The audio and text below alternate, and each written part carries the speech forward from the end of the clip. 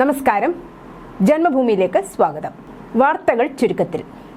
വാണിജ്യ സിലിണ്ടർ വില വർധനയിൽ പ്രതിഷേധിച്ച് സംസ്ഥാനത്ത് ഹോട്ടൽ ഉടമകൾ സമരത്തിലേക്ക്. മെയ് 6 സംസ്ഥാന വ്യാപകമായി ഹോട്ടൽ അടച്ചിട്ട് പ്രതിഷേധിക്കും. കേരള ഹോട്ടൽ ആൻഡ് റെസ്റ്റോറന്റ് അസോസിയേഷനാണ് പണിമുടക്കിന് ആഹ്വാനം ചെയ്തിരിക്കുന്നത്. 19 കിലോ സിലിണ്ടറിന് ഒറ്റയടിക്ക് 993 രൂപ കൂടിയതിനാലാണ് പ്രതിഷേധം. ഇതോടെ ഹോട്ടൽ മേഖലയ്ക്ക് കടുത്ത ആഘാതം സൃഷ്ടിച്ച് സംസ്ഥാനത്തെ വാണിജ്യ സിലിണ്ടറിന്റെ വില 3000 കടന്നു. പ്രവർത്തന ചെലവിന്റെ പേരിൽ ഹോട്ടലുകൾ വിഭവങ്ങൾക്ക് വില കൂട്ടിയാൽ ഉപഭോക്താക്കൾക്കും അത് വലിയ തിരിച്ചടിയാകും. എന്നാൽ ഗാർഹിക സിലിണ്ടറിന് വില കൂട്ടിയിട്ടില്ല. അതിനിടെ പെട്രോൾ ഡീസൽ വില വർധനവിന് സമ്മർദ്ദം ചെലുത്തി എണ്ണ കമ്പനികൾ. തെരഞ്ഞെടുപ്പ് പൂർത്തിയായെങ്കിലും എണ്ണ കമ്പനികളുടെ ആവശ്യം സ്ഥിതി നിരീക്ഷിച്ച ശേഷം പരിഗണിച്ചാൽ മതിയെന്ന നിലപാടിലാണ് കേന്ദ്ര സർക്കാർ. ഇന്ത്യയിലേക്കുള്ള ക്രൂഡ് ഓയിൽ ഇറക്കുമതിയിൽ കഴിഞ്ഞ മാസം 15% കുറവ് വന്നു എന്നാണ് കണക്കുകൾ സൂചിപ്പിക്കുന്നത്. ഇടുക്കി മംഗളാദേവി ക്ഷേത്രോത്സവത്തിനെത്തിയ 5 ഭക്തർക്കും ഡ്യൂട്ടിയിലുണ്ടായിരുന്ന പോലീസുകാരനും ഇടിമിന്നലേറ്റ് പരിക്ക്. ഇടുക്കി ജില്ലാ പോലീസ് ആസ്ഥാനത്തെ CPO അൻസാർ, തിരുവനന്തപുരം ആഴിമല സ്വദേശി വിഷ്ണു, തമിഴ്നാട് സ്വദേശികളായ ധനലക്ഷ്മി, ലോകമണി, കാളിയമ്മാൾ, തൃശൂർ സ്വദേശിനി രമ്യ എന്നിവർക്കാണ് പരിക്കേറ്റത്. കോഴിക്കോട് തമ്പാട്ടുത്താഴത്തെ അപ്പാർട്ട്മെന്റിൽ മോഷണം നടത്തിയ 2 യുവാക്കളെ ചേവായൂർ പോലീസ് പിടികൂടി. കാരപ്പറമ്പ് സ്വദേശി നൌഫൽ, കുന്ദമംഗലം സ്വദേശി ഷാമിൽ മുഹമ്മദ് എന്നിവരാണ് അറസ്റ്റിലായത്. കോടതിയിൽ ഹാജരാക്കിയ പ്രതികളെ റിമാൻഡ് ചെയ്തു.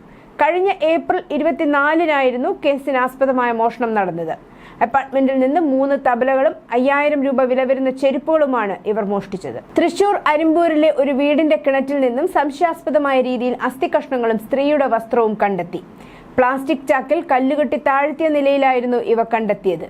അരിമ്പൂർ പഞ്ചായത്തിലെ 14-ാം വാർഡിൽ വാടകയ്ക്ക് താമസിക്കുന്ന ബാലൻ എന്ന വ്യക്തിയാണ് കിണറ്റിൽ നിന്ന് അസ്ഥികൾ കണ്ടെത്തിയത്. കിണറ്റിൽ വെള്ളം കുറവായ സമയത്ത് വെള്ളം കോരാൻ നോക്കിയപ്പോഴാണ് കല്ലുകെട്ടി താഴ്ത്തിയ നിലയിൽ ഒരു പ്ലാസ്റ്റിക് ചാക്ക് ബാലന്റെ ശ്രദ്ധയിൽപ്പെട്ടത്. കിണറ്റിൽ നിന്ന് ലഭിച്ച അസ്ഥികൾ മനുഷ്യന്റേതാണോ എന്ന കാര്യത്തിൽ ഇപ്പോൾ വ്യക്തതയില്ലെന്ന് പോലീസ് അറിയിച്ചു.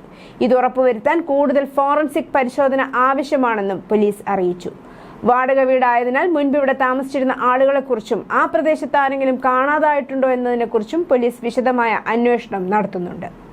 തിരുവനന്തപുരം ആര്യനാട് ഭാഗത്തു നിന്ന് കാണാതായ യുവതിയെയും യുവാവിനെയും പോത്തങ്കോട് വെള്ളാണിക്കൽ പാറയ്ക്ക് സമീപം മരിച്ച നിലയിൽ കണ്ടെത്തി. വെള്ളനാട് സ്വദേശികളായ 34 വയസ്സുകാരനായ ഷെബിനെയും 32 വയസ്സുകാരിയായ അർച്ചനയുമാണ് റബ്ബർ തോട്ടത്തിലെ മരത്തിൽ തൂങ്ങി മരിച്ച നിലയിൽ കണ്ടെത്തിയത്. പരസ്പരം കൈകൾ കൂട്ടിക്കെട്ടിയ നിലയിലായിരുന്നു മൃതദേഹങ്ങൾ. ISRO മുൻ ശാസ്ത്രജ്ഞനും വലിയമല പ്രോജക്ടിന്റെ മുൻ ഡയറക്ടറുമായിരുന്ന തിരുവനന്തപുരം ശാസ്ത്രമംഗലം ലൂമിയർ വീട്ടിൽ MK അബ്ദുൾ മജീദ് അന്തരിച്ചു. 86 വയസ്സായിരുന്നു.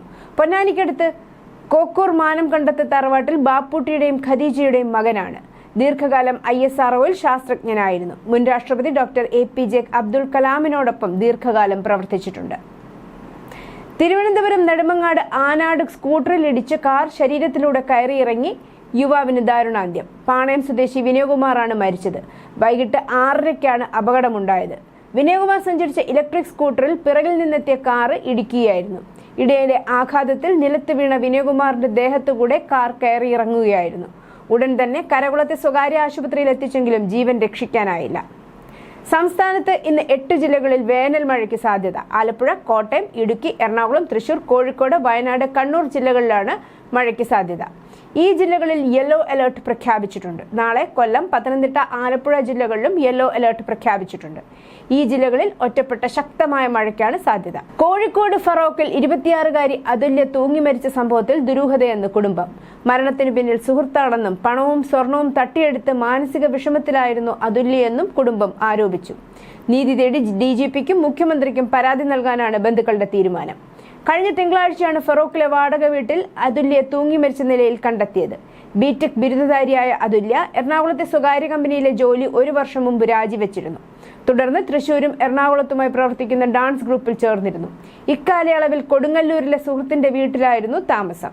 അതുല്യെ സുഹൃത്ത് വീട്ടുകാരിൽ നിന്നും അകറ്റുകയായിരുന്നെന്നും ഈ ബന്ധം ഒഴിവാക്കണമെന്നാവശ്യപ്പെട്ട് മാസങ്ങൾക്ക് മുൻപ് ബന്ധുക്കൾ ഫറോക്ക് പോലീസിൽ പരാതിയും നൽകിയിരുന്നു. ഫാത്തിമ തെഹ്ലിക്കെതിരായ രൂക്ഷ വിമർശനവുമായി MSF നേതാവ്. മുൻ ഹരിത നേതാക്കളായ ഫാത്തിമ തെഹ്ലിക്കും മുഫീദ തെസ്നിക്കുമെതിരെയാണ് MSF മലപ്പുറം ജില്ലാ ജനറൽ സെക്രട്ടറി ഫേസ്ബുക്കിലൂടെ രൂക്ഷ വിമർശനം നടത്തിയത്.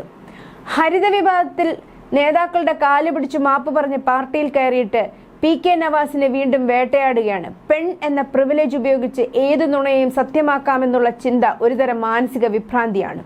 രാഷ്ട്രീയ ഭാവി സുരക്ഷിതമാക്കാൻ പാർട്ടിയുടെ കാലുപിടിക്കുകയും ലക്ഷ്യം നേടിയെടുത്ത ശേഷം ഇരവാദം ഉന്നയിക്കുന്നത് പാർട്ടിയെ ഒറ്റുകൊടുക്കുന്നതിന് തുല്യമാണെന്നും ലൈക്ക് നേടാനും മാധ്യമ ശ്രദ്ധ നേടാനും സഹപ്രവർത്തകനെ പിന്നിൽ നിന്ന് കുത്തുന്നത് മനോരോഗമാണെന്നും വഹാബ് ഫേസ്ബുക്ക് പോസ്റ്റിലൂടെ വിമർശിക്കുന്നുണ്ട്. നികൃഷ്ട മനസ്സുകൾക്ക് കാലം മാപ്പ് തരില്ല എന്നും ഫേസ്ബുക്ക് പോസ്റ്റിൽ വഹാബ് കുറിച്ചു. കേന്ദ്ര പഞ്ചായത്തി രാജ് മന്ത്രാലയത്തിന്റെ 2023-24 വർഷത്തെ panchayat advancement index PIA report പ്രകാരം കേരളത്തിലെ ഏറ്റവും മികച്ച ഗ്രാമപഞ്ചായത്തായി ആലപ്പുഴ ജില്ലയിലെ ചെറുതന തെരഞ്ഞെടുക്കപ്പെട്ടു. 9 മാനദണ്ഡങ്ങൾ അടിസ്ഥാനമാക്കി തയ്യാറാക്കിയ പട്ടികയിൽ 80.90 സ്കോർ നേടിയാണ് ഹരിപ്പാട് ബ്ലോക്കിൽപ്പെടുന്ന ചെറുതന ഒന്നാമതെത്തിയത്. തൃശൂർ ഇടിമിന്നലേറ്റ് വീടിന്റെ ചുമരു വീണ് 3 പേർക്ക് പരിക്ക്. ചാവക്കാട് മണത്തല വിശ്വനാഥ ക്ഷേത്രത്തിന് സമീപം ഐനിപ്പുള്ളി വീട്ടിൽ മനോജ്, ഭാര്യ സ്മൃതി, മുൻ നഗരസഭാ കൗൺസിലറാണ്, മകൾ ധ്വനി എന്നിവർക്കാണ് പരിക്കേറ്റത്. ശക്തമായ ഇടിമിന്നൽ വീടിന്റെ ചുമരിൽ പതിക്കുകയും ചുമർ തകർന്ന് ഉറങ്ങിക്കിടക്കുന്നവരുടെ ദേഹത്തേക്ക് തെറിക്കുകയുമായിരുന്നു. പരിക്കേറ്റവരെ ലൈഫ് കെയർ ആംബുലൻസ് പ്രവർത്തകർ ചാവക്കാട് സ്വകാര്യ ആശുപത്രിയിൽ പ്രവേശിപ്പിച്ചു. ശബരിമല കേസിൽ SIT അന്വേഷണം പുതിയ തലത്തിലേക്ക്. പങ്കജ് ഭണ്ഡാരിയുടെ മൊഴി നിർണായകമാവുകയാണ്. സ്വർണം മറ്റു ക്ഷേത്രങ്ങളിൽ ഉപയോഗിച്ചു, കൊടിമരം പൂശാനും നവീകരണത്തിനും ഉപയോഗിച്ചു എന്നുമായിരുന്നു പങ്കജ് ഭണ്ഡാരി മൊഴി നൽകിയിരിക്കുന്നത്. വിദേശത്തുള്ള ഇന്ത്യൻ വംശജരുടെ ദീർഘകാല ആവശ്യങ്ങൾ പരിഗണിക്കുകയും അതേസമയം രാജ്യസുരക്ഷയിൽ വിട്ടുവീഴ്ചയില്ലാത്ത നടപടികൾ സ്വീകരിക്കുകയും ചെയ്തുകൊണ്ട് കേന്ദ്ര ആഭ്യന്തര മന്ത്രാലയം പുതിയ പൗരത്വ ഭേദഗതി ചട്ടങ്ങൾ 2026 വിജ്ഞാപനം ചെയ്തു. പ്രവാസി സേവനങ്ങൾ പൂർണ്ണമായും ഡിജിറ്റൽ വൽക്കരിക്കുന്നതിലൂടെ സുതാര്യതയും വേഗതയും ഉറപ്പാക്കുകയാണ് കേന്ദ്രം ഇതിലൂടെ ലക്ഷ്യമിടുന്നത്. പശ്ചിമബംഗാൾ നിയമസഭാ തെരഞ്ഞെടുപ്പിനിടെ തൃണമൂൽ കോൺഗ്രസ് വ്യാപക ക്രമക്കേടുകൾ നടത്തിയ മണ്ഡലങ്ങളിൽ പുനർ പോളിംഗ് പ്രഖ്യാപിച്ച് തെരഞ്ഞെടുപ്പ് കമ്മീഷൻ. സൗത്ത് 24 പർഗാനാസ് ജില്ലയിലെ മഗ്രാഹട്ട് വെസ്റ്റ്, ഡയമണ്ട് ഹാർബർ എന്നീ മണ്ഡലങ്ങളിലെ 15 ബൂത്തുകളിലാണ് മെയ് 2-ന് വീണ്ടും വോട്ടെടുപ്പ് നടക്കുക. തൃണമൂൽ പ്രവർത്തകർ BJPയുടെ വോട്ടുകൾ തടയാനും ക്രമക്കേട് നടത്താനും ശ്രമിച്ചുവെന്ന ആരോപണം ശരിവെക്കുന്നതാണ് കമ്മീഷന്റെ ഈ നടപടി. ജമ്മുവിൽ പാലം അറ്റകുറ്റപ്പണിക്കിടെ തകർന്നു വീണ് ഛത്തീസ്ഗഡ്, ഒഡീഷ എന്നിവിടങ്ങളിൽ നിന്നുള്ള 3 തൊഴിലാളികൾ മരിച്ചു. ഒരാളെ രക്ഷപ്പെടുത്തി. ജമ്മുകാശ്മീർ സർക്കാർ 2 എഞ്ചിനീയർമാരെ സസ്പെൻഡ് ചെയ്തു. എക്സിക്യൂട്ടീവ് എഞ്ചിനീയറെ അറ്റാച്ച് ചെയ്തു. കരാറുകാരനെ കരിമ്പട്ടിയിൽപ്പെടുത്താൻ ഉത്തരവിട്ടു. ഇന്ത്യയുടെ സമുദ്ര പ്രതിരോധ ശേഷി വർദ്ധിപ്പിക്കുന്നതിന്റെ ഭാഗമായി വെള്ളിയാഴ്ച ഒഡീഷ തീരത്ത് ദീർഘദൂര കപ്പൽവേധ മിസൈലിന്റെ പരീക്ഷണം വിജയകരമായി പൂർത്തിയാക്കി. 1500 കിലോമീറ്റർ അകലെയുള്ള ലക്ഷ്യസ്ഥാനം കൃത്യമായി തകർക്കാൻ ഈ ഹൈപ്പർസോണിക് മിസൈലിന് സാധിച്ചുവെന്ന് പ്രതിരോധ വൃത്തങ്ങൾ പറഞ്ഞു. രാജ്യത്തിന്റെ പ്രതിരോധ അതിരുകൾ സമുദ്രത്തിലേക്ക് കൂടുതൽ വ്യാപിപ്പിക്കുന്നതിൽ ഈ നേട്ടം നിർണായകമാണ്. ശബ്ദത്തേക്കാൾ 5 ഇരട്ടി അധികം വേഗത്തിൽ മാക് 5 വേഗതയിൽ സഞ്ചരിക്കുന്ന ഈ മിസൈലിനെ തടയാൻ ആധുനിക കപ്പൽ പ്രതിരോധ സംവിധാനങ്ങൾക്ക് അതീവ ബുദ്ധിമുട്ടാണ്. ലവ് ജിഹാദിൽ കുടുക്കി ഹിന്ദു യുവതിയെ തട്ടിക്കൊണ്ടുപോയി തടവിലാക്കിയ ജമീർ സാഹിറുദ്ദീൻ ഖാസി അറസ്റ്റിൽ. മഹാരാഷ്ട്രയിലെ അക്കോള നഗരത്തിലാണ് സംഭവം. ഹരിയാന സ്വദേശിയായ ഹിന്ദു പെൺകുട്ടിയാണ് വിവാഹിതനും ഒരു കുട്ടിയുടെ പിതാവുമായ ജമീർ സാഹിറുദ്ദീൻ ഖാസി ഗെയിമിംഗ് ആപ്പ് വഴി വ്യാജ വാഗ്ദാനങ്ങൾ നൽകി പ്രലോഭിപ്പിച്ച് പ്രണയത്തിൽ വീഴ്ത്തിയത്. ബാദ്ഷാ എന്ന വിളിപ്പേരിലാണ് ഇയാൾ ഗെയിമിംഗ് ആപ്പിൽ വ്യാജ അക്കൗണ്ട് സൃഷ്ടിച്ചിരുന്നത്.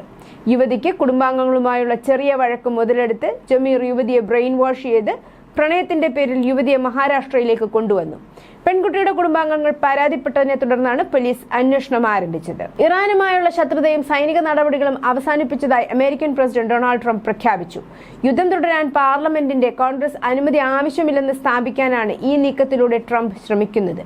വെള്ളിയാഴ്ച കോൺഗ്രസ് അംഗങ്ങൾക്ക് അയച്ച കത്തിലാണ് ഫെബ്രുവരി 28-ന് ആരംഭിച്ച സംഘർഷങ്ങൾ അവസാനിച്ചതായി ട്രംപ് വ്യക്തമാക്കിയത്. വെടിനിർത്തലിന് ശേഷം ഇറാനുമായി വെടിവെപ്പ് ഉണ്ടായിട്ടില്ലെന്നും അദ്ദേഹം ചൂണ്ടിക്കാട്ടി. എന്നാൽ യുദ്ധം പരിഹരിക്കാനുള്ള ടെഹ്റാന്റെ ഏറ്റവും പുതിയ നിർദ്ദേശം US പ്രസിഡന്റ് ഡൊണാൾഡ് ട്രംപ് വ്യക്തമായി നിരസിച്ചു. ചർച്ചകൾ മുന്നോട്ട് കൊണ്ടുപോകുന്നതിനായി ഇറാൻ ഒരു പുതിയ നിർദ്ദേശം അവതരിപ്പിച്ചിരുന്നു. ടെഹ്റാനും വാഷിംഗ്ടണിനുമിടയിൽ മധ്യസ്ഥത വഹിച്ചുള്ള പാകിസ്ഥാന് ഈ രേഖ ഔദ്യോഗികമായി കൈമാറി.